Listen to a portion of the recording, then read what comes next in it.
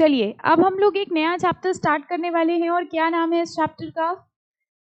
Elements of company law, that is lesson number 4। सबसे पहले तो इसको very very very important mark कर लीजिए। अब आप कहेंगे मैम सारे ही चैप्टर इंपॉर्टेंट ही होते हैं, है ना? सारे चैप्टर आप वेरी इंपॉर्टेंट मार्क करा देते हो, but why this chapter is important? ये चैप्टर क्यों इंपॉर्टेंट है? क्योंकि ये chapter is basically company law, ठीक है? और एज अ कंपनी सेक्रेटरी सबसे इंपॉर्टेंट चीज बताइए कंपनी सेक्रेटरी के लिए क्या है? Company law, that is companies act. अगर हम लोग कंपनीज लॉ या कंपनीज एक्ट की बात करते हैं तो इसका सीधा सीधा मतलब होता है कंपनी पे लागू होने वाले कानून, कंपनी पे लागू होने वाला लॉ। और कंपनी के ऊपर कौन सा लॉ लगता है? Companies act, okay, 2013, okay. जो पूरा कंपनीज एक्ट है उसमें बहुत सारे सेक्शंस हैं, बहुत सारे प्रोविजंस हैं। ये एक चैप्टर आपको दिया गया है जिसमें उन्होंने सारी चीजों को समराइज करने की कोशिश करी है। आपका जो ये एक चैप्टर है अभी CSEET में, जब आप एग्जीक्यूटिव में आएंगे तो ये आपका एक 100 नंबर का सब्जेक्ट होगा। 100 marks subject is of company law. और आपकी जितनी भी किताबें आएंगी एग्जीक्यूटिव की, उसमें से सबसे मोटी किताब 1000 पन्नों की किताब है कंपनी लॉ की, ठीक है? तो हम बिल्कुल भी नहीं डरा रहे आपको। ऐसा नहीं है कि ये सुनते ही आप कहेंगे रहने दो, यहीं से वापस हो लो, है ना? But the reality is that being company secretary आपको आपके कोर सब्जेक्ट की पूरी इंफॉर्मेशन होनी चाहिए, और आपका core subject is company law. यहाँ पर सिर्फ एक चैप्टर में दिया हुआ है, तो समराइज करके उन्होंने कुछ कुछ प्रोविजंस दिए हैं कि कंपनी क्या होती है, उसके फीचर्स क्या होते हैं, टाइप्स ऑफ कंपनी क्या होती हैं, इन सब चीजों के बारे में थोड़ी थोड़ी इंफॉर्मेशन दी है। बट आपको ये चैप्टर बहुत अच्छे से करना है, क्योंकि आगे जाके भी ये चैप्टर, मैंने आपको बताया था 3 चैप्टर्स हैं, बल्कि rather 4, all the 4 chapters I guess। Elements of company secretary legislation जो चैप्टर है आपका, उसका बस कुछ पोर्शन है, अदरवाइज टॉर्ट भी पूरा एग्जीक्यूटिव में है, कॉन्स्टिट्यूशन भी पूरा एग्जीक्यूटिव में है, देन योर कंपनी लॉ तो है ही पूरा एग्जीक्यूटिव में, तो it is totally repeated in executive, ठीक है? फाइन। तो now we are going to start with companies act. इसके बारे में आपने अपने आई थिंक क्लास 11th में भी सुना होगा, कंपनी, उसके फीचर्स, टाइप्स ऑफ कंपनी, कौन कौन सी टाइप्स ऑफ कंपनी होती हैं? प्राइवेट कंपनी, पब्लिक कंपनी, सुना है? Yes, private company, public company. 1% company के बारे में सुना है? नाम सुना है किसी ने? अच्छा, गवर्नमेंट कंपनी का नाम सुना है? क्या होते हैं ये नहीं पूछ रहे, अभी हम सिर्फ ये पूछ रहे हैं कि इनका नाम सुना है कि नहीं। Yes, okay. यही सारी चीजें हम लोग इस चैप्टर में डिटेल में डिस्कस करेंगे। चलिए स्टार्ट करते हैं। सबसे पहले देखेंगे meaning of company. The word company is derived from a Latin word। अब देखिए ये कौन से वर्ड से डिराइव्ड है? Latin word. क्या है वो लैटिन वर्ड? कॉम, जिसका मतलब होता है विद और टुगेदर, और पैनिस, जिसका मतलब होता है ब्रेड। पहले के टाइम पे क्या होता था, लोग जब अपनी मील्स लेते थे, जैसे बहुत बड़ी फैमिली है, जब उनकी कोई फेस्टिव गैदरिंग हुई या वो कोई पार्टी में मिल रहे हैं, तो जितने भी मेल मेंबर्स होते थे, आपने अक्सर देखा होगा जब वो खाने पीने के लिए बैठते हैं तो they discuss the business matters, वो आपस में बिजनेस की चीजें डिस्कस करते थे। तो पहले के टाइम पे क्या होता था, फेस्टिवल गैदरिंग्स जो होती थी, पार्टीज जो होती थी, वहां पर बिजनेस के मैटर डिस्कस किए जाते थे। फिर धीरे धीरे ये रियलाइज हुआ कि ये मैटर्स इतने बड़े हैं कि सिर्फ फेस्टिव गैदरिंग में डिस्कस नहीं किए जा सकते, इसके लिए एक सेपरेट फॉर्म ऑफ ऑर्गेनाइजेशन को बनाने की जरूरत है। और वो सेपरेट फॉर्म ऑफ ऑर्गेनाइजेशन को क्या कहा गया? कंपनी। अगर हम लोग फॉर्म्स ऑफ ऑर्गेनाइजेशन की बात करें तो एक होती है सोल प्रोप्राइटरशिप। सोल प्रोप्राइटरशिप में बताइए कितने ओनर्स होते हैं? सिंगल ओनर, एक अकेला बंदा है, उसी का बिजनेस है, प्रॉफिट होगा तो उसका होगा, लॉस होगा तो उसका होगा, ठीक है? लेकिन जब उस सिंगल ओनर को लगा कि अब हमें किसी और की भी हेल्प की जरूरत है, हम चाहते हैं कि कोई और भी इसमें पैसा लगाए, तो बताइए उसने क्या बना लिया? पार्टनरशिप। यानी उसने अपने कुछ दोस्तों से कहा कि भाई तुम लोग भी बिजनेस में पैसा लगाओ, फायदा और नुकसान जो होगा वो हम लोग इक्वली डिवाइड कर लेंगे। यानी उन्होंने कौन सा फॉर्म ऑफ ऑर्गेनाइजेशन बना लिया? पार्टनरशिप। लेकिन at some point of time उनको ये फील हुआ कि अब हमें बहुत सारे लोग साथ में चाहिए, हमें बहुत सारी कैपिटल चाहिए, और हम चाहते हैं कि लोग आए और मेरे बिजनेस में पैसा लगाएं। जब ये फॉर्म ऑफ स्ट्रक्चर उन्होंने डिसाइड किया, तो कौन सा फॉर्म ऑफ स्ट्रक्चर बनाना पड़ेगा अब उनको? कंपनी फॉर्म ऑफ ऑर्गेनाइजेशन, ठीक है? तो देखिए लिखा है The word company is derived from a Latin word com, with or together, that and panis, which means bread, and it originally referred to an association of person. पहले के time पे association of person होती थी who took their meals together. वो साथ में मिलके खाना पीना करते थे. In the leisurely past, merchants took advantage of festive gathering to discuss the business matter. जितनी भी फेस्टिवल गैदरिंग्स होती थी वहां पर वो बिजनेस के मैटर डिस्कस करते थे. Nowadays, business matters have become more complicated and cannot be discussed at length at festive gathering. अब बिजनेस मैटर्स इतने बड़े हो गए हैं कि उनको फेस्टिवल गैदरिंग में डिस्कस नहीं किया जा सकता. Therefore, the word company has assumed a greater importance. और इसी की वजह से ये company form, company word into picture आया. Okay, have you heard about a joint stock company? In fact जब 11th में आपने पढ़ा होगा तो जॉइंट स्टॉक कंपनी के नाम से ही पढ़ा होगा. Can you tell me what is the difference between a company and a joint stock company? Difference होता है कि सेम होते हैं? डिफरेंस होता है. अच्छा, क्या डिफरेंस होता है कंपनी में और जॉइंट स्टॉक कंपनी में?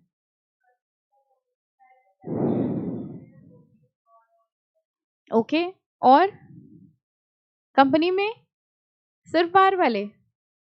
और डिफरेंस बताइए, डिफरेंस बिटवीन. हाँ,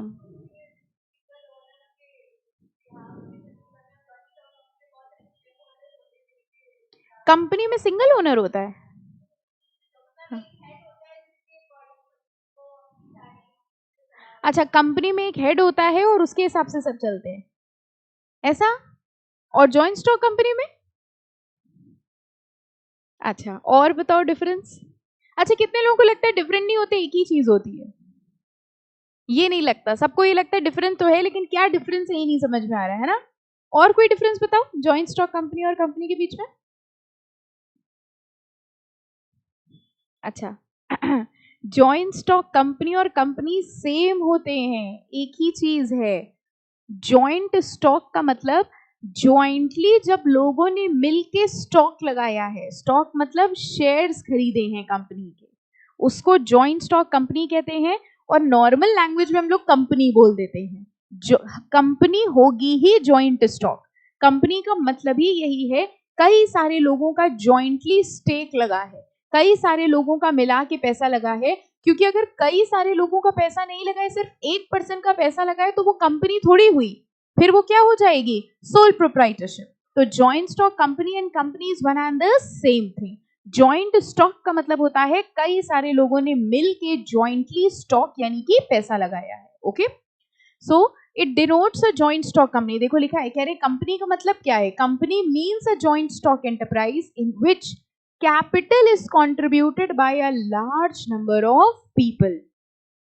Thus, in popular parlance, a company denotes an association of like-minded person. Like-minded मतलब एक जैसे थॉट्स वाले. अगर हम सब लोग एक जैसे थॉट्स रखते हैं तो हम लोग मिलके कंपनी बना सकते हैं. Okay, a company is a corporate body and a legal person having status and personality distinct and separate from that of its member. देखिए, कंपनी फॉर्म ऑफ ऑर्गेनाइजेशन का सबसे बड़ा फीचर होता है separate legal entity. Separate legal entity या corporate personality का मतलब क्या हुआ? पहले तुमको बताओ, कंपनी नेचुरल पर्सन है कि artificial person? Artificial person. Natural person कौन होता है? Who is a natural person? हम लोग क्या है, आर्टिफिशियल के नेचुरल? हम लोग हैं तो नेचुरल, बने आर्टिफिशियल रहते हैं, है ना? नहीं, हम लोग नेचुरल पर्सन है, लेकिन कंपनी नेचुरल पर्सन नहीं है. Company is a artificial person which is made by law. किसने बनाया है कंपनी को? लॉ ने. और कंपनी को खत्म भी कौन करेगा? Law. A company is made by law and only the law can dissolve it. ठीक है, अब कंपनी हो गई एक आर्टिफिशियल पर्सन. ठीक है, कंपनी को चलाने के लिए कुछ नेचुरल पर्सन्स की भी जरूरत पड़ती है. कंपनी के अंदर बताइए नेचुरल पर्सन कौन होते हैं? शेयर होल्डर्स, डायरेक्टर्स, एम्प्लॉइज, ये सब कौन होते हैं? Natural person. तो ये कह रहे हैं company form of organisation separate legal entity होती है. कंपनी खुद में एक पर्सन है, आर्टिफिशियल पर्सन है, मतलब कंपनी अलग है और उसके शेयर होल्डर्स अलग है. ओके, अगली लाइन में देखो, इंपॉर्टेंट मार्कर लिखा है, it is called a body corporate. इसको बॉडी कॉर्पोरेट कहा जाता है because the person composing it are made into one body by incorporating it according to the law and clothing it with legal personality. एक word होता है incorporation. Incorporation का मतलब, अच्छा एक बात बताइए, आप लोगों का बर्थ हुआ है कि आपका इनकॉर्पोरेशन हुआ है? बर्थडे मनाते हैं कि अपना इनकॉर्पोरेशन डे? पक्का? कंपनी का बर्थ होता है कि इनकॉर्पोरेशन? फर्क क्या है? क्यों कंपनी की बर्थडे नहीं होती? क्यों? What is the difference? Oh very good, हम लोगों ने बर्थ लिया है और कंपनी को बनाया गया है. Absolutely right.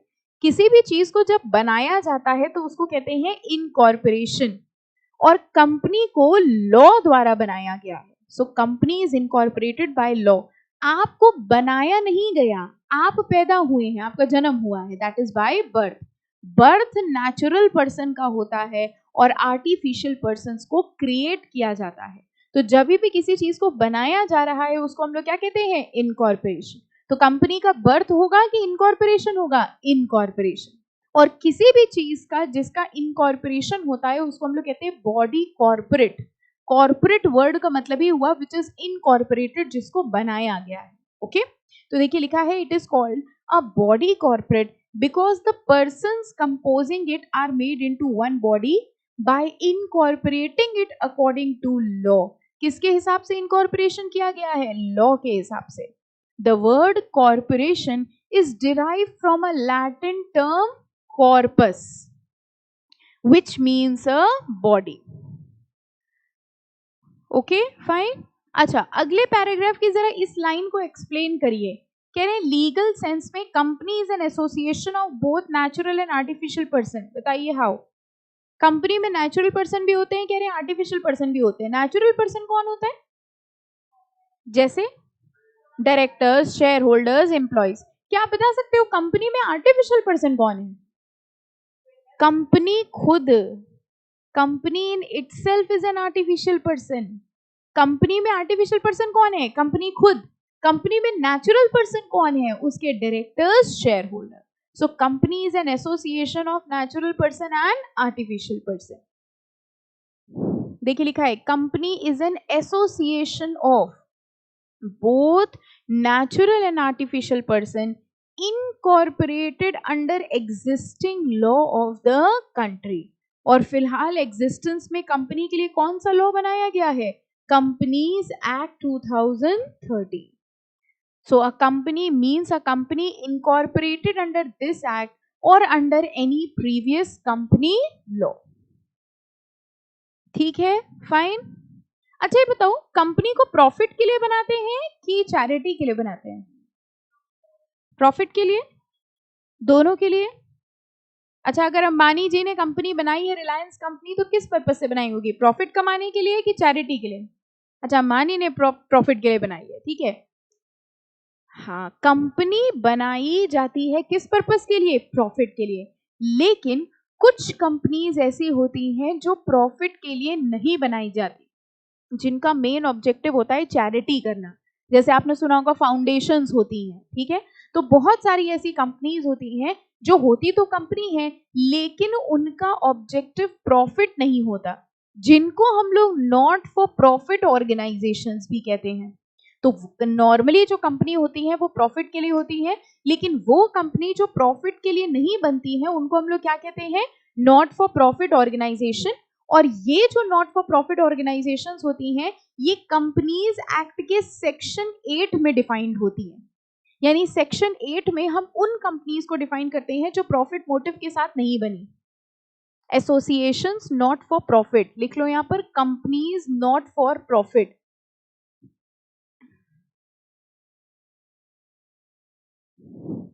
ठीक है, लिख लिया सबने. और इसीलिए इन कंपनीज को कई बार सेक्शन 8 कंपनीज भी कहा जाता है. ठीक है, तो अब अगर आपके सामने कभी भी कोई पूछेगा सेक्शन 8 कंपनीज कौन सी कंपनीज होती हैं, बताइए सेक्शन 8 कंपनी कौन सी कंपनीज होती है? NPO, not for profit organisation. और ये सेक्शन 8 क्या है, किसका है सेक्शन 8? कंपनीज एक्ट 2013 का, यानी कंपनीज एक्ट 2013 में सेक्शन 8 है। उस सेक्शन 8 में उन कंपनीज के बारे में बताया गया है जो नॉट फॉर प्रॉफिट होती है, चैरिटेबल पर्पसेस के लिए बनाई जाती है। तो कई बार हम लोग इन कंपनीज को सेक्शन 8 कंपनी के नाम से भी जानते हैं। तो आगे कभी अगर आपके सामने बोला जाएगा सेक्शन 8 कंपनी, तो पहचान जाएंगे कौन सी कंपनी की बात हो रही है, पक्का? ठीक है, तो देखिए लिखा हुआ है कि नॉर्मली एसोसिएशन जो बनती है वो प्रॉफिट के लिए बनती है, however an association formed not for profit acquires a corporate life and falls within the meaning of company by reason of a license under section 8. Not for profit organisation बनने के लिए इनको एक लाइसेंस लेना पड़ता है सेंट्रल गवर्नमेंट से। अच्छा ये बताओ, ये जो नॉट फॉर प्रॉफिट ऑर्गेनाइजेशंस होती हैं इनको गवर्नमेंट से कुछ मिलता है क्या? फंड्स मिलते हैं, चैरिटेबल फंड्स मिलते हैं, सब्सिडीज मिलती हैं। यस और नो? आपने देखा होगा सरकार ऐसी नॉट फॉर प्रॉफिट ऑर्गेनाइजेशंस को चैरिटी देती है, फंड्स देती है, डोनेशंस देती है, ठीक है। तो सेंट्रल गवर्नमेंट ये कहती है कि आज हम, मान लीजिए आपने एक कंपनी बनाई और आप मेरे पास आए, आपने कहा कि मैम हमने एक चैरिटेबल कंपनी बनाई है, आप हमें डोनेशन दे दीजिए। हम तुमसे ये पूछेंगे, हम आज आपको डोनेशन तो दे दे, लेकिन क्या गारंटी है कि तुम ये पैसा चैरिटी में ही लगाओगे? यानी ये जितनी नॉट फॉर प्रॉफिट ऑर्गेनाइजेशंस होती हैं, इनको पहले एक लाइसेंस लेना पड़ता है सेंट्रल गवर्नमेंट से। यानी सेंट्रल गवर्नमेंट पहले पूरी तरह से अश्योर करता है कि भाई तुम चैरिटेबल काम ही करते हो कि नहीं करते हो। जब आपको ये लाइसेंस मिल जाएगा, अब आप लोगों से चैरिटी इकट्ठा करके चैरिटेबल पर्पस में लगा सकते हैं। इसलिए कई बार इन कंपनीज को लाइसेंस्ड कंपनी भी कहा जाता है, ठीक है। तो 3 नाम होगा इनके, ऑर्गेनाइजेशंस विद चैरिटेबल ऑब्जेक्ट, ठीक है, दूसरा सेक्शन 8 कंपनीज, और तीसरा लाइसेंस्ड कंपनी। हाँ बेटा, लाइसेंस चैरिटी का नहीं होता, ये जो लाइसेंस है ये चैरिटी का लाइसेंस है कि हम चैरिटेबल काम करेंगे। बाकी जो कंपनीज होती हैं they are registered under companies act, ठीक है, उनको सेंट्रल गवर्नमेंट से कोई लाइसेंस नहीं लेना पड़ता। ये भी रजिस्टर्ड है अंडर कंपनीज एक्ट, लेकिन इनको सेंट्रल गवर्नमेंट से लाइसेंस लेना पड़ेगा, इसलिए क्योंकि जब इनके पास लाइसेंस होगा तभी इनको चैरिटी मिलेगी, ठीक है, फाइन। आप भी देखिए जब किसी को चैरिटी देते हैं तो आप ये जानना चाहते होंगे कि भैया तुम्हारी रजिस्टर्ड एसोसिएशन है कि नहीं, कहीं ऐसा तो नहीं हम सबसे डोनेशन लेके तुम खुद ही खर्चा कर रहे हो। तो उस बात की श्योरिटी के लिए सिर्फ इन कंपनीज को सेंट्रल गवर्नमेंट से क्या लेना पड़ता है, लाइसेंस, ठीक है। लाइसेंस्ड कंपनी भी कह सकते हैं, सेक्शन 8 कंपनीज भी कह सकते हैं, and companies with charitable object. Any doubt, any confusion? ठीक है, फाइन। चलो अब नेक्स्ट आ जाइए, nature and characteristics of company की बात करते हैं, जिसमें इनके सारे फीचर्स लिखे हुए हैं और एक एक करके हम लोग इसके सारे फीचर्स पढ़ेंगे। सबसे पहले फीचर हम लोग इसका कौन सा पढ़ेंगे, कॉर्पोरेट पर्सनालिटी। कॉर्पोरेट पर्सनालिटी का मतलब बताइए क्या हुआ, कंपनी अलग है और उसके शेयर होल्डर्स अलग हैं। इसी के आगे ब्रैकेट में लिख लो सेपरेट लीगल एंटिटी, इसी के आगे ब्रैकेट में लिख लीजिए सेपरेट लीगल एंटिटी, यानी कंपनी अलग है और शेयर होल्डर्स अलग है। अच्छा एक बात बताइए, रिलायंस कंपनी अंबानी की है? बताइए, रिलायंस कंपनी अंबानी की है कि रिलायंस कंपनी में अंबानी शेयर होल्डर है? बताइए क्या मतलब हुआ इसका। रिलायंस एक कंपनी है, ठीक है, और अंबानी जो है, ठीक है, वो उसमें शेयर होल्ड कर रहे हैं। तो रिलायंस कंपनी अंबानी की है या रिलायंस कंपनी में one of the share holders is Ambani? Okay, मान लीजिए हमने आज एक शेयर खरीद लिया रिलायंस का, बहुत ध्यान से सुनिएगा, हमने आज रिलायंस कंपनी का एक शेयर खरीद लिया और अब हम पूरे शहर में गाते गाते चिल्लाते चिल्लाते जा रहे हैं कि हम रिलायंस कंपनी के मालिक बन गए। बताइए हम टेक्निकली या लीगली सही कह रहे हैं कि गलत? हमने रिलायंस कंपनी का एक शेयर खरीदा और हम सबको ये बोलते हुए जा रहे हैं कि हम रिलायंस कंपनी के मालिक बन गए। बताइए हम सही बोल रहे हैं कि गलत बोल रहे हैं? गलत बोल रहे हैं, सही बोल रहे हैं? ओके, आराम से सोच के बताओ, लीगली एंड टेक्निकली 2 वर्ड्स जोड़े हैं हमने, गलत बोल रहे हैं, क्यों? अच्छा okay, okay, he is saying कि हम सिर्फ शेयर होल्डर हैं, मालिक नहीं हैं, और अंबानी ने 51% लिया है इसलिए वो मालिक है। हम पार्टनर हैं कंपनी के अंदर, पार्टनर। अच्छा अच्छा अच्छा, और हाँ बेटा, क्यों हम सही कह रहे हैं? हमने भी यही पढ़ा था बचपन में, हमको ये सिखाया गया था every share holder is the owner of the company. हमने ये थोड़ी कहा हम ही मालिक हैं, हम भी मालिक हैं। ठीक है, तो अगर हमने रिलायंस कंपनी का एक शेयर खरीद लिया और हम सबको ये बोल रहे हैं हम रिलायंस कंपनी के मालिक हैं, ठीक है, तो ये सही है या गलत है? Legally it is right, nobody can prove me wrong. I am a share holder of a company, यहां तक तो आपने भी माना, and every share holder is the owner of the company. हाँ, वो बात अलग है, सिर्फ हम मालिक नहीं है। In fact, every person who is holding a share in the company is the owner of the company. हाँ, चलेगी उसकी जिसके पास मेजॉरिटी शेयर्स हैं, और क्योंकि अंबानी के पास मेजॉरिटी शेयर्स हैं तो डिसीजन उनके हिसाब से होंगे। लेकिन अगर हम लोग ये कहें सिर्फ अंबानी ओनर हैं तो ये गलत होगा। Every person who is holding the shares of the company is a shareholder and every shareholder is the owner of the company. इससे एक बात तो साबित हो गई कि कंपनी अलग है और शेयर होल्डर्स अलग है। ठीक है, अच्छा एक बात बताइए, मान लीजिए रिलायंस कंपनी ने आपके साथ कोई धोखाधड़ी करी, आपने कुछ पैसा लगाया या कुछ भी हुआ, तो ये बताइए आप जो केस करेंगे वो रिलायंस कंपनी पे करेंगे कि अंबानी पे करेंगे? कंपनी पे करेंगे। क्यों अंबानी पे करो, एक ही बात है, रिलायंस सेपरेट लीगल एंटिटी है, कंपनी अलग है, अंबानी अलग है। अच्छा मान लीजिए मुकेश अंबानी ने आपको छेड़ दिया, आप जा रहे थे रास्ते में, ठीक है, मुकेश अंबानी भी जा रहे थे, उन्होंने आपको छेड़ दिया, ठीक है, आप छिड़ भी गए, आपने कहा हमारे भाग्य देखो मुकेश अंबानी छेड़ रहे हैं हमको, आप खुशी खुशी छिड़ गए। एनीवेज, तो अंबानी ने आपको छेड़ा और आप छिड़ गए और आपने कहा कि ये तो बहुत गलत बात है, हम कंप्लेन करेंगे, और आपने रिलायंस इंडस्ट्रीज के ऊपर केस कर दिया कि रिलायंस इंडस्ट्री ने हमको छेड़ दिया। बताइए आपने क्या गलत किया? अरे रिलायंस अंबानी एक ही बात, एक बात नहीं है, अलग अलग बात है। छेड़ा किसने? अंबानी ने, और केस किसके ऊपर होगा? अंबानी पे ही होगा। रिलायंस इंडस्ट्री पे आप केस नहीं कर सकते क्योंकि कंपनी अलग है और शेयर होल्डर अलग है, और इसी फीचर को हम लोग क्या कहते हैं? Separate legal entity. वैसे एक एडवाइस दें, अगर कभी अंबानी आपको छेड़ देना तो कंप्लेन अप्लेन ना करना, खुशी खुशी चले जाना, है ना, पुश्ते सुधर जाएंगी। चलो एनीवेज, कॉर्पोरेट पर्सनालिटी की बात। अच्छा बॉयज कह रहे हैं हम लोग को भी छेड़ दे काश, है ना, कोई नहीं बेटा, सबको छेड़ेगा अंबानी एक दिन।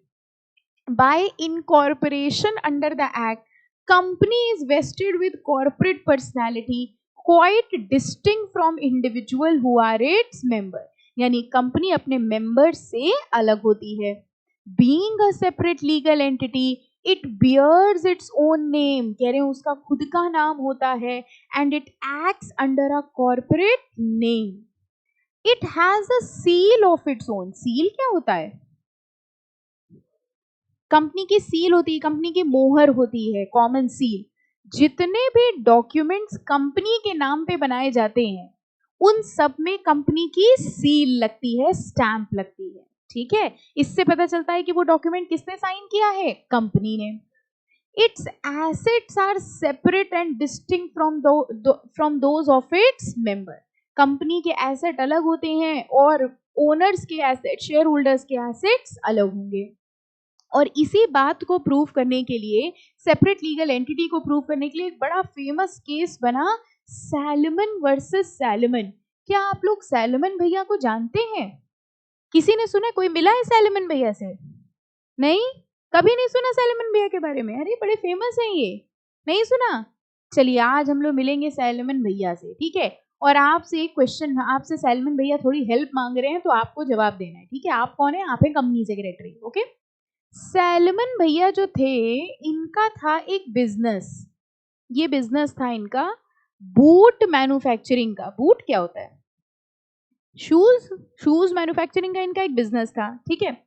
इन्होंने क्या किया, इन्होंने एक कंपनी बनाई, और इस कंपनी में कौन कौन शेयर होल्डर्स था? ये खुद थे, हिमसेल्फ, इन्होंने खुद को शेयर्स दे दिए, अपनी वाइफ को शेयर दे दिए और अपने बच्चों को, ठीक है, सन और डॉटर, इनको इन्होंने शेयर्स दे दिए, कंपनी बनाई और इन लोगों को अपने शेयर होल्डर बना लिया। फिर सैलमन भैया ने अपना बिजनेस कंपनी को बेच दिया, सोल्ड बिजनेस, ठीक है, अपना बिजनेस बेच दिया। अब ध्यान से समझना, इसके बदले में जो पेमेंट करनी थी, उसके पेमेंट पे कंपनी ने इनसे क्या कहा कि हम तुमको थोड़े से शेयर्स दे देते हैं अपनी कंपनी में, ठीक है, और थोड़े से हम तुम्हें सिक्योर्ड डिबेंचर दे देते हैं। पहले तो जरा ये समझते हैं सिक्योर्ड डिबेंचर क्या होते हैं। Have you heard about debenture? Debenture क्या होता है? एक तरीके का लोन होता है। जैसे जब आप कंपनी में शेयर लेते हैं, इसका मतलब आपने कंपनी को पैसा दिया और आपके पास शेयर आ गया, अब आपके पास उस कंपनी का मालिकाना अधिकार है। जब कंपनी को प्रॉफिट होगा तो वो आपको उस पे कुछ पैसा देगी, जिसको क्या कहा जाता है? डिविडेंड, ठीक है।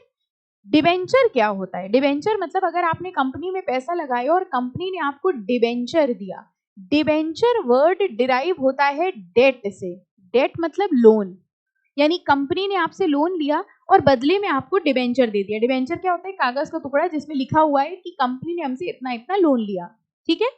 अब क्या होता है, इस डिबेंचर पे कंपनी को क्या देना पड़ता होगा? इंटरेस्ट, और जब ड्यू डेट आ जाती होगी तो कंपनी को ये पूरा का पूरा पैसा वापस करना पड़ता है।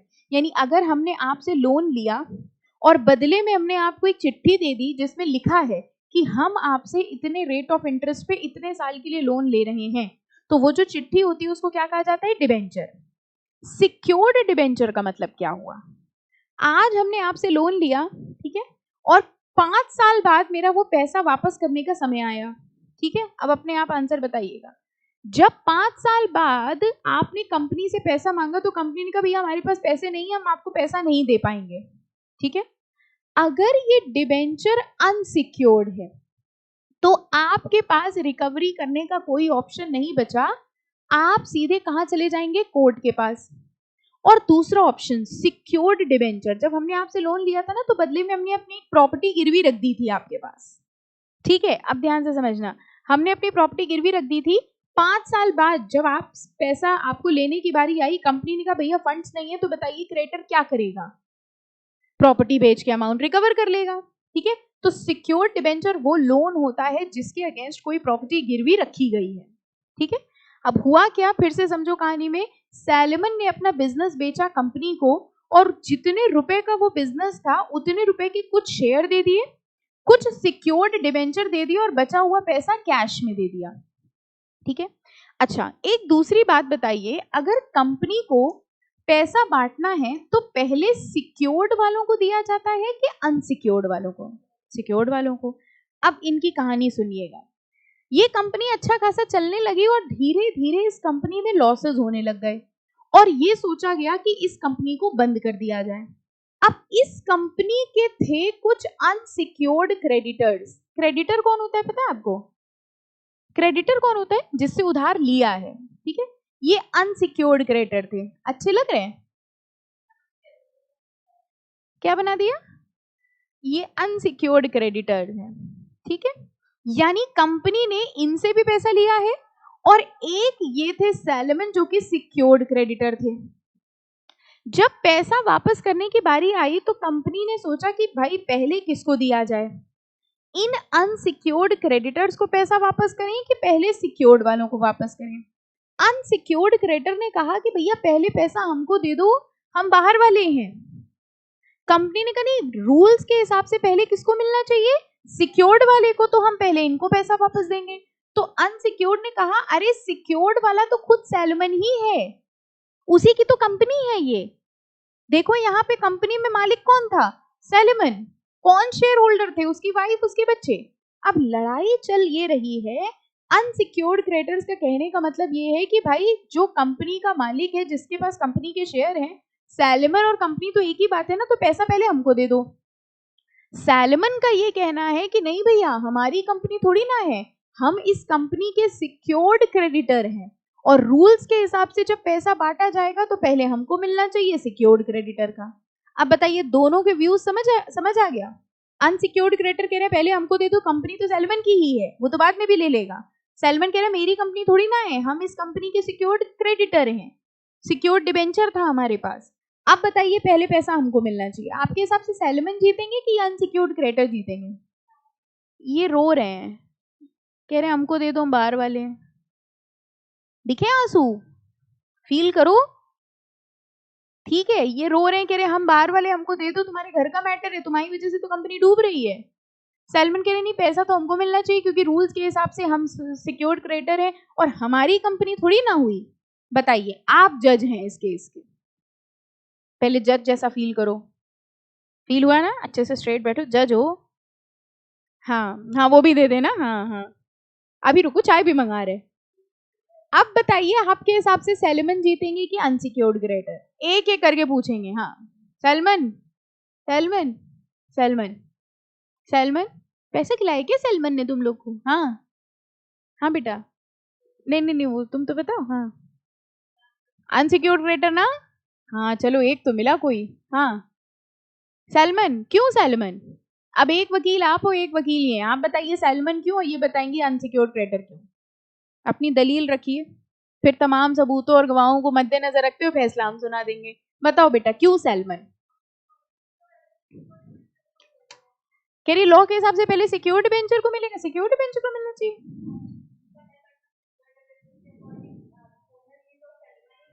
वो कह रही ओनर भी तो सैलमन। हाँ हाँ, वो कह रही सैलमन की खुद की कंपनी, घर, उसके बीवी बच्चे सब यही तो हैं, बाहर वालों को पहले निपटाओ। वो कह रही रूल्स के हिसाब से चलो, लाइन वाइज तो पहले उनको दो। वो कह रही उसके पास आगे, किसके पास?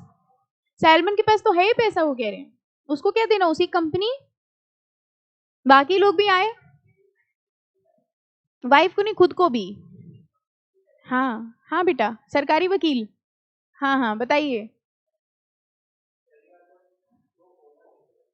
अच्छा, पहली बात सैलमन ओनर नहीं है कंपनी का, दूसरी बात सिक्योरिटी डिबेंचर होल्डर है, शेयर होल्डर भी है बेटा, ये देखो शेयर भी मिले थे इसको। अच्छा, अभी शेयर की बात नहीं हो रही, ठीक ठीक ठीक, फिर? हाँ, वो कह रहे कंपनी अलग है, सैलमन अलग है, उस हिसाब से सैलमन वो डिबेंचर होल्डर है, पहले सैलमन को दो। कंपनी तो सैलमन की ही है, देखो सारे शेयर होल्डर उसके घर वाले ही तो हैं।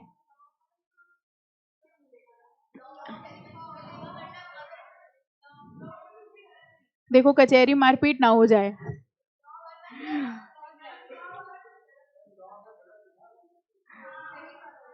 ये लोग कह रहे लॉ में जो लिखा है वो सही माना जाएगा।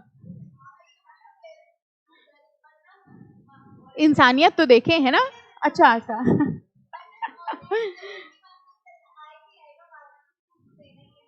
अच्छा, शी इज सेइंग कि अनसिक्योर्ड क्रेडिटर कह रहा है तुम्हें तो मिलना ही है लास्ट में, तुम क्यों पहले आ गए?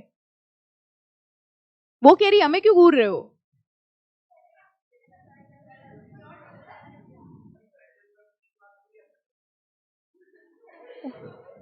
क्या पॉइंट पकड़ा? ओके ओके, क्वेश्चन यहाँ पे ये पहले किसको मिलना है? देखो देखो देखो, ऑर्डर ऑर्डर, पहले सैलमन को मिलेगा।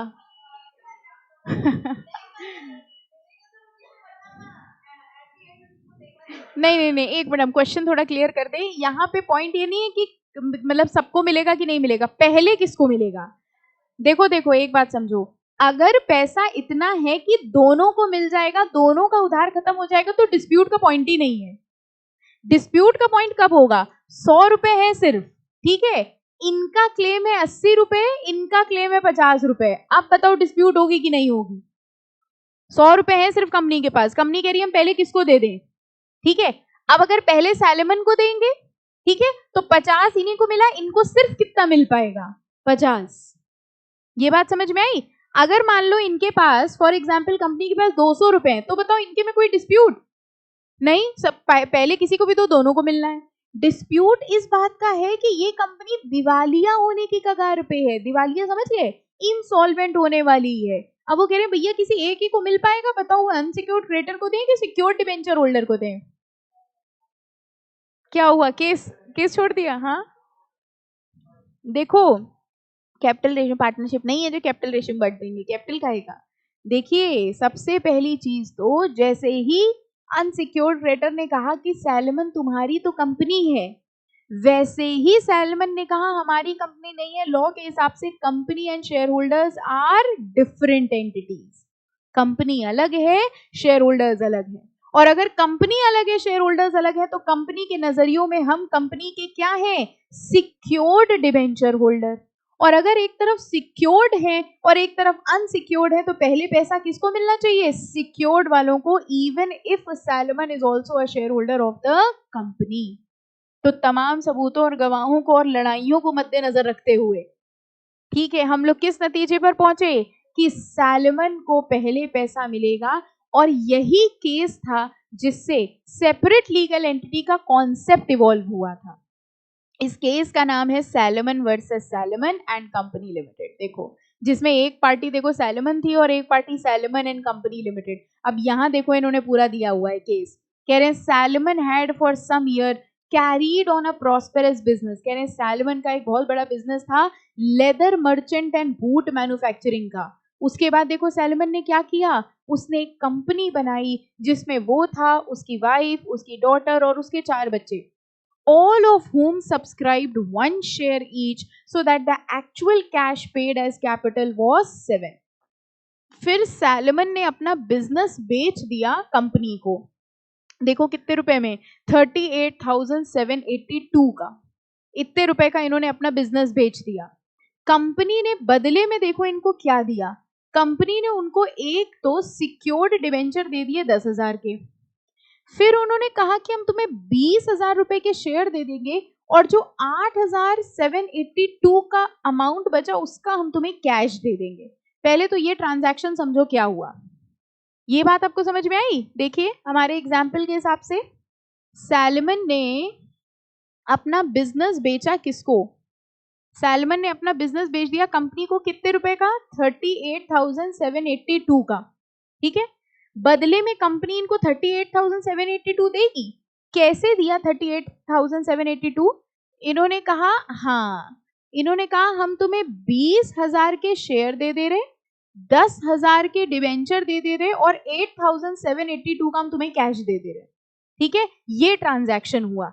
इस ट्रांजैक्शन के होते ही सैलमन इस कंपनी के शेयर होल्डर तो बन ही गए, साथ साथ क्या बन गए?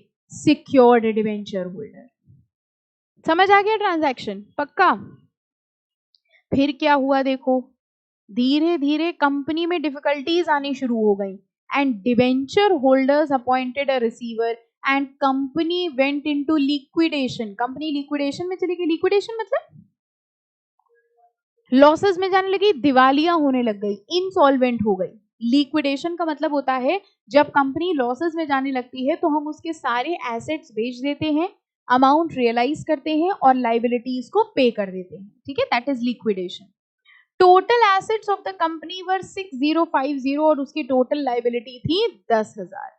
ठीक है, अब यहां पर क्या हुआ, जो अनसिक्योर्ड क्रेडिटर्स थे उन्होंने ये कहा कि पैसा पहले उनको मिलना चाहिए। देखिए उन्होंने कहा ना, जो सैलमन है वो तो कंपनी का एजेंट है, कंपनी उसी की तो है, इसलिए पहले पैसा सैलमन को नहीं मिलना चाहिए। पहले पैसा किसको मिलना चाहिए? अनसिक्योर्ड क्रेडिटर्स को। ऐसा क्रेडिटर्स ने कहा। लेकिन बताओ इस केस में कौन जीता?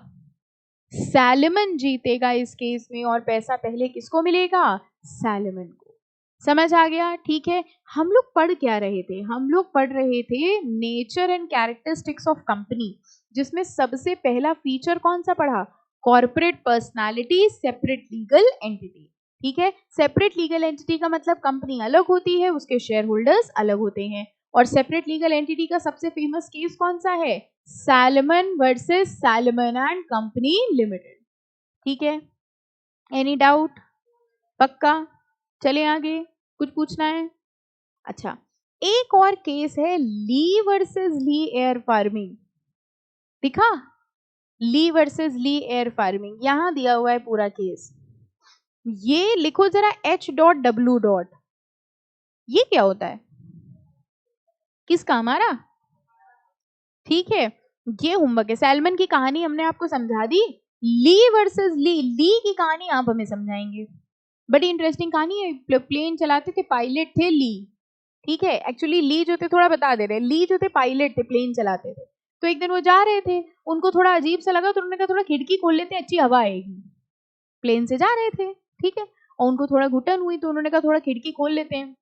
कुछ नहीं, ज्यादा कुछ नहीं किया, बस वो प्लेन की खिड़की खोल ली उन्होंने, ठीक है। फिर क्या हुआ? अच्छा, कितने बच्चों को लग रहा है सही तो किया, और क्या, घुटन हो रही तो खिड़की खोल लेनी चाहिए भाई। प्लेन की खिड़की खोल लेनी तो क्या होगा? प्लेन क्रैश हो जाएगा। और वहां ली की डेथ हो गई, कूद गए उसी खिड़की से वो, ठीक है।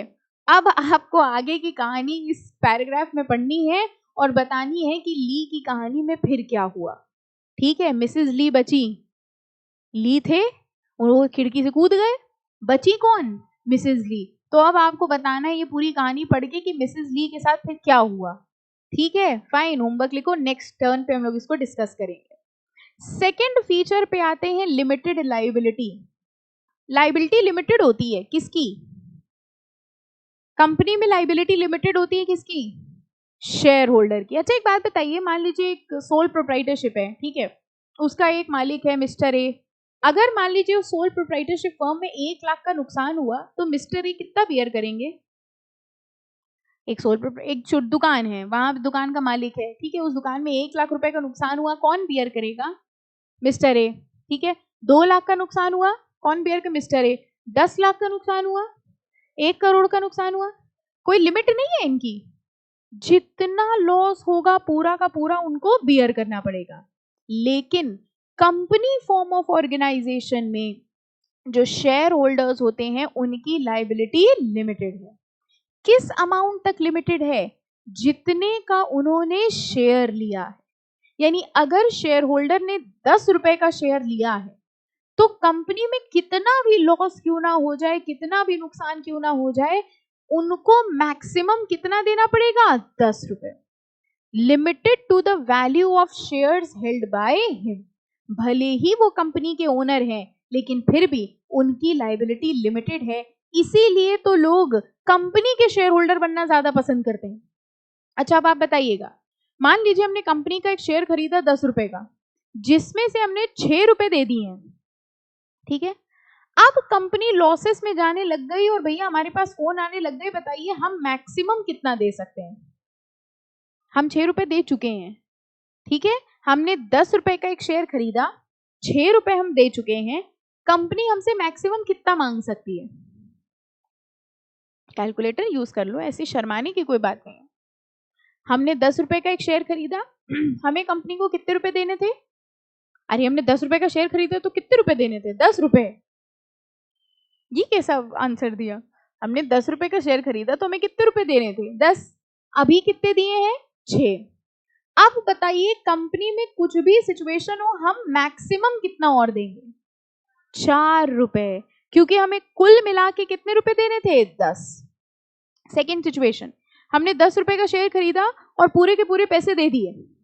अब कंपनी लॉसेस में जा रही है, हम कुछ देंगे? नहीं। कंपनी इंसॉल्वेंट, दिवालिया होने जा रही है, हम कुछ देंगे? मर रही है कंपनी, आखिरी सांसें ले रही है, हम 1 रुपया देंगे? नहीं। क्यों? क्योंकि हमने जितने का शेयर लिया था उतना रुपया हम दे चुके। अच्छा, हमने 10 रुपए का शेयर खरीदा, भी कुछ नहीं दिया, ठीक है। अब बताओ हमसे कितना मांगा जा सकता है? 10। इसको कहा जाता है लिमिटेड लाइबिलिटी। चाहे कोई भी सिचुएशन क्या क्यों ना हो, मैक्सिमम उतना रुपया शेयर होल्डर्स देंगे जितने का उन्होंने शेयर लिया है, ठीक है। The privilege of limited liability, इसको प्रिविलेज कहा जाता है, ये बेनिफिट है, is one of the principal advantages of doing business under the corporate form of organization. The company, being a separate person, is the owner of its asset and bound by its liabilities. अब जरा यहां से आना, for example देखो, 3-4 line छोड़ के होगा, for example मिला, बताइएगा। कह रहे हैं if A holds shares of nominal value of 1000, कह रहे हैं ए जो है वो 1000 रुपए की शेयर होल्ड कर रहा है और 500 रुपए दे चुका है, बताओ और कितने देने हैं? He can not be called upon two पे मोर देन 500, 500 रुपए से ज्यादा वो नहीं दे सकता। और अगर वो फुल्ली पेड शेयर होल्ड कर रहा है, फुल्ली पेड शेयर कैसा होता है? ₹1000 का शेयर था और उसने पूरे के पूरे पैसे दे दिए। अब बताओ उससे मैक्सिमम कितना मांगा जा सकता है? कुछ भी नहीं। ठीक है, फाइन। तो लिमिटेड लाइबिलिटी का मतलब जितने रुपए का शेयर हमने लिया है उससे ज्यादा पैसा हमसे नहीं मांगा जा सकता। ओके, तो इस हिसाब से बताइए सोल प्रोप्राइटरशिप में लिमिटेड लाइबिलिटी होती है? लिमिटेड होती है कि नहीं होती है? Sole proprietorship form of organisation में लिमिटेड लाइबिलिटी होगी। पार्टनरशिप में लाइबिलिटी लिमिटेड होती है पार्टनर्स की कि अनलिमिटेड? लिमिटेड हो सकती है अगर वो चाहें तो। कैसे चाहेंगे? बताओ, पार्टनरशिप में लाइबिलिटी लिमिटेड होती है कि अनलिमिटेड? दो पार्टनर्स हैं ए एंड बी, 1 लाख का नुकसान हुआ कौन बियर करेगा? दोनों। 2 लाख का नुकसान हुआ कौन बियर करेगा? अच्छा 10 लाख का हो गया इस बार, 1 करोड़ का हो गया, दोनों। तो उनकी लाइबिलिटी लिमिटेड है कि अनलिमिटेड? अनलिमिटेड। पार्टनरशिप के केस में, सोल प्रोप्राइटरशिप के केस में liability will be unlimited. Company form of organisation में लाइबिलिटी इज ऑलवेज लिमिटेड। दो फीचर हो गए। पहला फीचर कौन सा था? Separate legal entity, corporate personality, जिसमें कौन सा फेमस केस पढ़ा? Salomon versus Salomon. दूसरा हमने आपको होमवर्क के लिए दिया था केस, वो कौन सा था? ली वर्सेस ली एयर फार्मिंग। ठीक है, और दूसरा फीचर कौन सा पढ़ा? Limited liability. ओके, अब आ जाओ परपेचुअल सक्सेशन। परपेचुअल सक्सेशन का मतलब क्या हुआ? परपेचुइटी मतलब कॉन्टिन्यूएशन, परपेचुइटी का मतलब कॉन्टिन्यूएशन। देखिए हम लोग परपेचुअल सक्सेशन में एक लाइन बोलते हैं, मेंबर्स में कम मेंबर्स में गो, मतलब मेंबर आ सकते हैं मेंबर जा सकते हैं लेकिन कंपनी हमेशा चलती रहेगी। अच्छा एक बात बताइए, मान लीजिए पार्टनरशिप फर्म थी, उसमें 4 पार्टनर थे। बहुत ध्यान से सुनना, कहानी है, सच्ची घटना है। एक पार्टनरशिप थी, उसमें 4 पार्टनर्स थे। ठीक है, वो चारों के चारों घूमने गए। ठीक है, और ऊंची पहाड़ी पे चले गए। वहां पे फिर उन्होंने झांक के देखा नीचे कि कितना गहरा है। ज्यादा झांक लिया, नीचे चले गए और चारों के चारों मर गए। अब बताओ वो पार्टनरशिप फर्म रहेगी कि खत्म हो जाएगी? एक पार्टनरशिप फर्म थी, आप वो गिरने से ही वापस नहीं आ पा रहे, गिर गए, वो चले गए, वापस आओ क्वेश्चन में, आपको उसी में दुख में चले गए, अरे बेचारे गिर गए। ठीक है, एक पार्टनरशिप फर्म थी, 4 पार्टनर थे, वो कूद मतलब पहाड़ी पे गए, नीचे झांका, ज्यादा झांक लिए, चले गए। पार्टनरशिप फर्म रहेगी कि खत्म हो जाएगी? रहेगी कि खत्म होगी? 4 पार्टनर थे, चारों चले गए, अब फर्म रहेगी कि खत्म हो जाएगी? खत्म हो जाएगी, firm will be dissolve. Firm dissolve. क्या फर्म की सेपरेट एंटिटी होती है? नो तो फिर जैसे ही चारों खत्म वैसे ही पार्टनरशिप खत्म। ठीक है, अभी आएंगे इस पॉइंट पे अगर कंफ्यूजन है तो।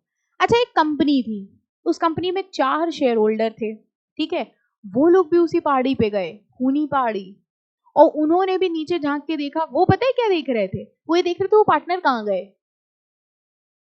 और उन्होंने भी ज्यादा झांक लिया, वो चारों भी मर गए। अब बताओ अगर वो चारों मर गए तो कंपनी रहेगी कि कंपनी भी खत्म हो जाएगी? फर्क क्या हुआ दोनों में? Separate legal entity. कंपनी में कंपनी अलग है, शेयर होल्डर्स अलग हैं। शेयर होल्डर आए या जाएं, जिंदा हो या चले जाएं, कंपनी एज इट इज रहेगी। अगर मान लीजिए मुकेश अंबानी की डेथ हो जाती है तो क्या कंपनी अपने आप टूट के गिर जाएगी? नहीं, कंपनी तो रहेगी। लेकिन पार्टनरशिप फर्म में सेपरेट लीगल एंटिटी नहीं होती। जब तक पार्टनरशिप है, जब तक पार्टनर्स हैं तब तक पार्टनरशिप है। अगर पार्टनर्स खत्म हो जाएंगे तो पार्टनरशिप फर्म भी खत्म। यहां हम लोगों ने क्या देखा? सारे के सारे पार्टनर्स की डेथ हो गई तो पार्टनरशिप फर्म अपने आप खत्म। Okay, perpetual succession means perpetuity. Members आए या मेंबर्स जाएं, शेयर नए शेयर होल्डर्स आएंगे, पुराने शेयर होल्डर्स चले जाएंगे, भले ही सारे शेयर होल्डर्स खत्म क्यों ना हो जाए, कंपनी खत्म नहीं होगी। क्योंकि अ company is made by law, और कंपनी को सिर्फ कौन खत्म कर सकता है? लॉ। इस फीचर को क्या कहते हैं? Perpetual succession. An incorporated company never dies except when it is wound up as per law. जब तक लॉ द्वारा इसको खत्म ना किया जाए तब तक कंपनी खत्म नहीं होगी। अच्छा एक बात बताओ, मान लो कंपनी पे हमने बॉम्ब ब्लास्ट कर दिया, रिलायंस इंडस्ट्री में हमने बॉम्ब लगा दिया। ठीक है, अब बताओ कंपनी रहेगी कि खत्म? बिल्डिंग खत्म होगी, कंपनी नहीं खत्म होगी। देखो लास्ट टाइम में लिखा है even a hydrogen bomb could have destroyed it. Not even a hydrogen bomb could have destroyed it. यानी आप बम लगा दें या कुछ कर दें, कंपनी नहीं खत्म होगी. कंपनी को किसने बनाया है? लॉ ने. और सिर्फ कौन खत्म कर सकता है? लॉ. 3 फीचर पढ़ लिए. पहला कौन सा था? Separate legal entity, corporate personality. Second, limited liability. Third, perpetual succession. ठीक है. अच्छा बताओ, कंपनी की प्रॉपर्टी और उसके मेंबर्स की प्रॉपर्टी सेम होगी कि अलग? मान लीजिए रिलायंस कंपनी कोई लैंड खरीदना चाह रही है, तो वो लैंड किसके नाम पे खरीदी जाएगी? मुकेश अंबानी के नाम पे कि रिलायंस के नाम पे? रिलायंस के नाम. और मुकेश अंबानी कोई पर्सनल लैंड खरीद रहे हैं तो अपने नाम पे. इसका मतलब कंपनी की प्रॉपर्टी अलग होती है और शेयर होल्डर्स की प्रॉपर्टी अलग. अ company being a legal person is entirely distinct from its member. Distinct मतलब अलग होती है. Next लिखा है and it is capable of enjoying and disposing of property in its own name. Company property अपने नाम पे खरीद सकती है और अपने ही नाम पे बेच सकती है. ठीक है, fine. Next, transferability of share. Company के जो पार्ट्स होते हैं उनको क्या कहा जाता है? शेयर. जो भी कंपनी का एक पार्ट लिए है, जिसने भी कंपनी का एक हिस्सा लिए है, ठीक है, उसको हम लोग क्या कहेंगे? शेयर. और जो लिए है उसको क्या कहेंगे? Share holder. ठीक है. अच्छा एक बात बताना, देखिए आपने पार्टनरशिप कितनी पढ़ी है. मान लीजिए एक पार्टनरशिप फर्म थी जिसमें 2 पार्टनर थे, ए एंड बी. ठीक है. मिस्टर ए अपना हिस्सा मिस्टर एक्स को बेचना चाहते हैं और ऐसा करने के लिए उन्होंने बी से नहीं पूछा ना डिस्कस किया. क्या मिस्टर ए अपना हिस्सा मिस्टर एक्स को बेच के जा सकते हैं? एक पार्टनरशिप फर्म है, मिस्टर ए और मिस्टर बी पार्टनर है. मिस्टर ए अपना हिस्सा मिस्टर एक्स को बेच के जाना चाहते हैं बिना मिस्टर बी से डिस्कस किए, बिना उनसे पूछे. ऐसा हो सकता है? अच्छा, एक कंपनी है, एक कंपनी में 2 शेयर होल्डर है, मिस्टर ए और मिस्टर बी. मिस्टर ए अपना शेयर मिस्टर एक्स को बेचना चाहते हैं, बेच सकते हैं कि नहीं? क्या इसके लिए उनको दूसरे शेयर होल्डर से परमिशन लेनी पड़ेगी? नहीं लेनी पड़ेगी. फर्क क्या हुआ? पार्टनरशिप फर्म में ट्रांसफरेबिलिटी ऑफ शेयर नहीं होता. वहां पर अगर एक पार्टनर जाना चाहता है और किसी नए पार्टनर को लाना चाहता है तो उसके लिए दूसरे पार्टनर की भी कंसेंट की जरूरत होती है. यही होता है एडमिट, कोई नया पार्टनर एडमिट करने के लिए सारे पार्टनर्स की कंसेंट चाहिए. कंपनी फॉर्म ऑफ ऑर्गेनाइजेशन में कोई भी शेयर होल्डर अपना शेयर किसी दूसरे को बेच सकता है और इसके लिए उसको किसी दूसरे की परमिशन लेने की जरूरत नहीं होगी. ठीक है. तो कंपनी फॉर्म ऑफ ऑर्गेनाइजेशन में ट्रांसफरेबिलिटी ऑफ शेयर्स अलाउड है. Okay. The capital of a company is divided into parts called share. Shares are said to be movable property. कह रहे हैं शेयर मूवेबल प्रॉपर्टी होते हैं and they are freely transferable. यानी जो भी share holder चाहे वो अपना शेयर किसी दूसरे को बेच सकता है. ठीक है, फाइन. 5 फीचर हो गए अभी तक. पहला बताओ कौन सा था? Separate legal entity, corporate personality. Second, limited liability. Third, perpetual succession. Fourth, separate property. And fifth, transferability of share. Company form of organisation में ट्रांसफरेबिलिटी ऑफ शेयर है. पार्टनरशिप में लिमिटेड लाइबिलिटी है नहीं, पार्टनर्स की लाइबिलिटी अनलिमिटेड. और company form of organisation में limited liability. Okay. Capacity to sue करने का मतलब क्या हुआ? केस करना. अच्छा, अगर ये तो हमने एग्जाम्पल आपको बताई दिया, अगर आपको केस करना है, ठीक है, तो आप रिलायंस, वही मुकेश अंबानी ने जो छेड़ा था आपको, आप रिलायंस पे करेंगे कि अंबानी पे करेंगे? अंबानी पे करेंगे. और अगर कहीं रिलायंस इंडस्ट्री ने आपके साथ धोखाधड़ी करी तो इंडस्ट्री पे. ठीक है, रिलायंस इंडस्ट्री पे. यानी केस करने का अधिकार. और कंपनी पे अगर केस किया जाएगा तो वो कंपनी के ही नाम पे होगा. A company being a body corporate can sue and be sued in its own name. Company के नाम पे केस होगा और कंपनी अगर केस करेगी तो अपने नाम से करेगी. To sue means to institute a legal proceeding against a person or to bring a suit in a court of law. ठीक है, any doubt? Contractual rights. Again, अगर कंपनी एक पर्सन है तो कंपनी के पास कॉन्ट्रैक्ट करने का अधिकार है. जैसे अभी हमने आपको बताया, अगर मान लीजिए कंपनी कोई प्रॉपर्टी खरीदती है तो किसके नाम पे खरीदेगी? अपने नाम पे. साइन कौन करेगा? कंपनी. कंपनी साइन कैसे करती है? Seal, stamp. ठीक है. A company being a separate legal entity different from its member can enter into contract for the conduct of the business in its own name. A shareholder cannot enforce a contract made by his company.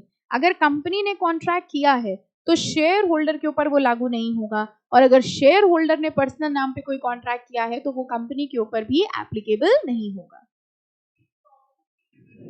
हाँ, common seal, stamp, कुछ भी कह लो उसको, seal, common seal, stamp. Okay okay. Next, limitation of action. अच्छा, क्या आप बता सकते हैं कंपनी के दो इंपॉर्टेंट डॉक्यूमेंट्स कौन से होते हैं? Memorandum of association and articles of association. Company के जो इंपॉर्टेंट चीजें होती हैं वो कहाँ लिखी जाती है? मेमोरेंडम में. जैसे कंपनी का नाम क्या है, कंपनी किस ऑब्जेक्ट से बनी है, कंपनी में कैपिटल कितना है, ये सब चीजें कहाँ लिखी जाती हैं? मेमोरेंडम में. क्या कंपनी अपने मेमोरेंडम में लिखी हुई चीजों के बियॉन्ड जा सकती है? मान लीजिए कंपनी ने अपने मेमोरेंडम में लिखा है कि भाई हम शूज का बिजनेस करेंगे. क्या वो कंपनी शूज के अलावा कोई और बिजनेस कर सकती है? No. A company is limited by its memorandum. यानी कंपनी को वो ही करना पड़ेगा जो उसके मेमोरेंडम में लिखा है. मेमोरेंडम में लिखी हुई किसी भी चीज के वो बियॉन्ड नहीं जा सकती. और अगर बियॉन्ड चली गई तो उसको कहते क्या है? पता नहीं, ये वर्ड आपने सुना है कि नहीं? Ultra vires. सुना है? If a company goes beyond it's memorandum, the transaction is ultra vires and hence void. void मतलब समझ में आया? invalid. okay, ultra vires एक वर्ड होता है जिसका मतलब होता है going beyond the limits. ठीक है, और अगर कोई कंपनी अपने लिमिट्स के बियॉन्ड जाके कोई काम करती है तो वो क्या हो जाता है? Invalid. Okay. A company can not go beyond the power stated in its memorandum. The memorandum regulates the power and fixes the object of the company and provides the edifice upon which entire structure of the company rests. तो जो भी लिखा है memorandum में वो follow करना पड़ेगा और कंपनी उसके बियॉन्ड नहीं जा सकती. 8 पॉइंट्स हो गए, बताइए कौन कौन से? First, separate entity corporate personality. Second, limited liability. Third, perpetual succession. Fourth, separate property. Fifth, transferability of share. Sixth, help कर दें, रुको रुको, अब बताओ. Sixth, capacity to sue and be sued. Seventh, contractual rights. Eighth, limitation of action. Separate management. Company का owner कौन होता है? Share holder. और कंपनी में डे टू डे बेसिस पे काम कौन करता है? डायरेक्टर्स. ठीक है, एम्प्लॉइज, डायरेक्टर्स, ये लोग काम करते हैं. यानी कंपनी में ओनर कोई और है और मैनेजमेंट किसी और के पास है. ओनर कौन है? Share holders. मैनेजमेंट कौन करता है? डायरेक्टर्स. और डायरेक्टर्स को अपॉइंट कौन करता है? Share holder. एक कंपनी में बहुत सारे शेयर होल्डर्स होते हैं. अब वो सारे के सारे शेयर होल्डर डेली बेसिस पे कंपनी थोड़ी ना चला सकते हैं. तो वो सारे शेयर होल्डर अपने कुछ बंदे इलेक्ट कर लेते हैं और उनसे कहते हैं भाई तुम कंपनी के बोर्ड ऑफ डायरेक्टर्स हो और डेली बेसिस पे कंपनी में क्या क्या होना है ये तुम डिसाइड करोगे. तो ओनर होगा शेयर होल्डर और मैनेजमेंट होती है बोर्ड ऑफ डायरेक्टर्स के पास. इसी को कहा जाता है separation of ownership and management या फिर सेपरेट मैनेजमेंट.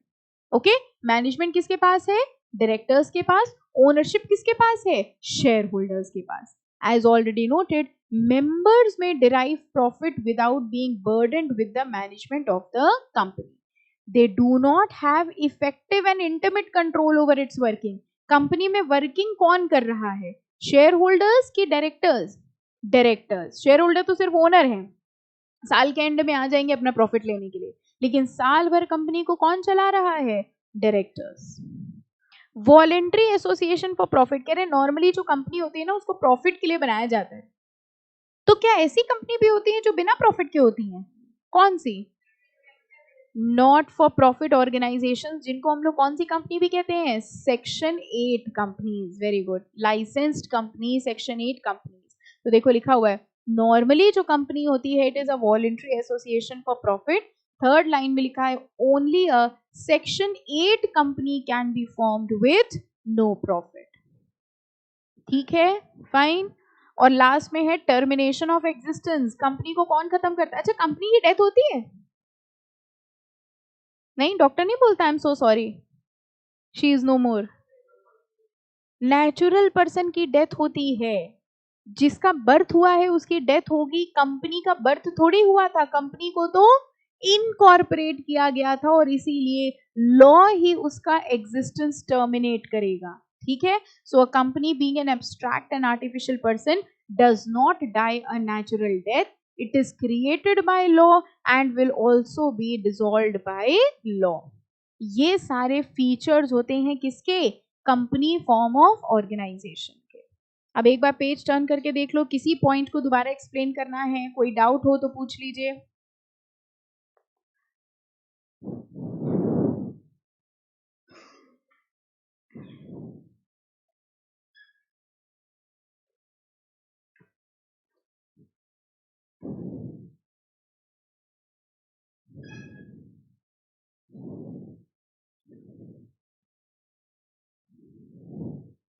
एक होमवर्क दिया है हमने आपको, बताइए कौन सा? ली वर्सेस ली एयर फार्मिंग। ठीक है, तो नेक्स्ट लेक्चर में देखेंगे कौन हमको ली वर्सेस ली एयर फार्मिंग समझाएगा। ओके फाइन, चलो यहाँ तक का एक बार पढ़ लीजिएगा। कोई डाउट हो तो नेक्स्ट लेक्चर में पूछिएगा और नेक्स्ट लेक्चर में हम लोग इसके आगे कंटिन्यू करेंगे। ओके, चलो।